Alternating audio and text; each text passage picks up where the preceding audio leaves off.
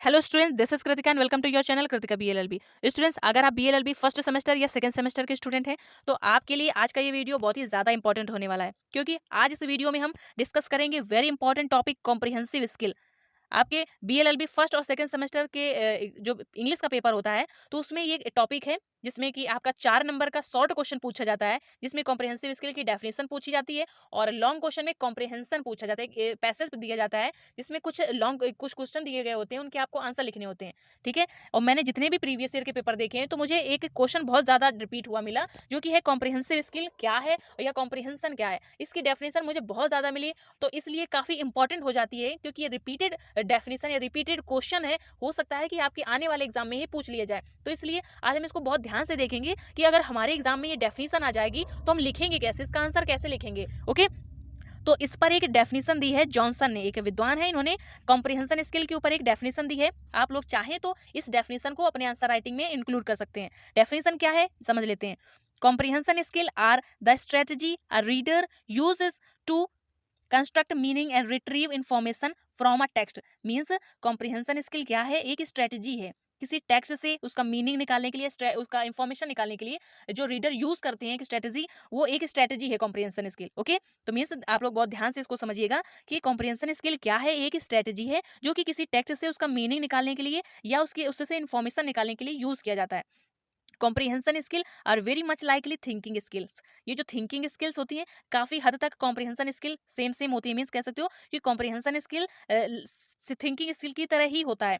A thinking skill is cognitive process that can be broken down into steps. Means जो thinking skill होता है ये एक knowledge से रिलेटेड प्रोसेस होता है। ओके। जो कि स्टेप में तोड़ा जा सकता है and taught explicitly. Means explicitly means क्या होता है, स्पष्ट रूप से, जिसको स्पष्ट रूप से समझाया जा सकता है, पढ़ाया जा सकता है। ओके। ये इनकी डेफिनेशन है, आप इसको लर्न कर लीजिएगा, आप इसके नोट्स बना लीजिएगा। मैं पीडीएफ में, ये पीडीएफ इसका मैं डाल दूंगी टेलीग्राम में, आप वहां से डाउनलोड कर लीजिएगा। इनकी जॉनसन की डेफिनेशन लर्न कर सकते हो। इसके बाद अब हम समझेंगे कॉम्प्रिहेंशन है क्या। ओके। तो मीनिंग इसका देखते हैं। The word comprehension means understanding. जो कॉम्प्रिहेंशन वर्ड है इसका मीनिंग क्या होता है, अंडरस्टैंडिंग। अंडरस्टैंडिंग में समझ। Okay. When you lack comprehension of a difficult word.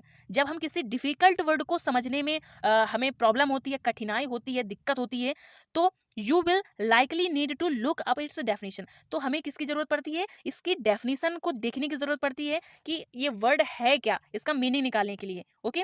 तो क्या है कॉम्प्रिहेंशन, जो वर्ड है इसका मीनिंग होता है अंडरस्टैंडिंग, समझ। और जब हम किसी एक डिफिकल्ट वर्ड को देखते हैं या डिफिकल्ट वर्ड का मीनिंग निकालते हैं, उसको समझने में जब हमें दिक्कत होती है तो हम उसकी डेफिनेशन से उसका मीनिंग निकालते हैं, तब हमें उसी की डेफिनेशन देखने की जरूरत पड़ती है। ये जो हमारा कॉम्प्रिहेंशन है ये क्या है, एक लैटिन टर्म से आया है, जिसका जो वर्ड है कॉम्प्रिहेंसिम। कॉम्प्रिहेंसिम एक लैटिन टर्म है और ये लैटिन टर्म से ही आपका ये आया हुआ है, और इसका मीनिंग क्या है, असीजिंग।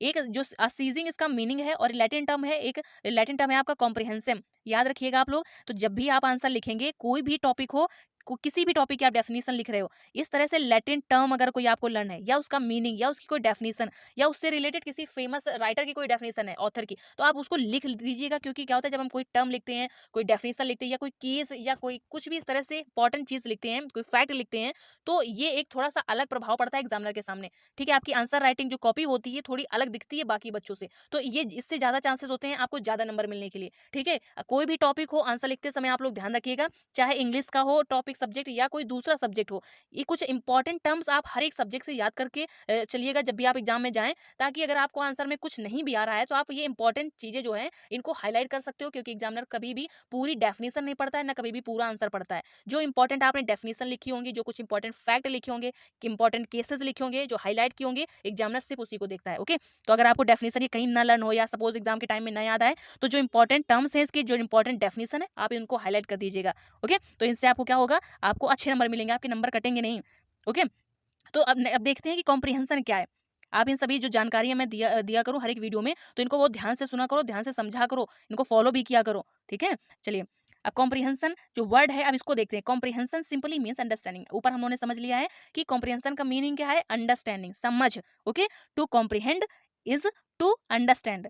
ओके। अब इसको और थोड़ा डिटेल में देख लेते हैं। देखो, ऊपर जो हम लोगों ने ये समझाया है, ये हाँ, कॉम्प्रिहेंशन स्किल, कॉम्प्रिहेंसिव स्किल है। एक जॉनसन की डेफिनेशन दे दी गई, इसका मीनिंग देख लिया हम लोगों ने, टर्म्स देख ली। अब इतना शॉर्ट के लिए पर्याप्त है। अगर आपके एग्जाम में शॉर्ट पूछ लिया जाता है कॉम्प्रिहेंसिव स्किल क्या है, इतना पर्याप्त है, लिख सकते हो। अगर आपको थोड़ा सा और लिखना हो या कॉम्प्रिहेंशन के बारे में कुछ पूछ लिया जाए, ठीक है, कि कॉम्प्रिहेंशन क्या है, तो आप ये डेफिनेशन इतनी लिख सकते हो। अब इसको थोड़ा सा देख लेते हैं क्या है डेफिनेशन।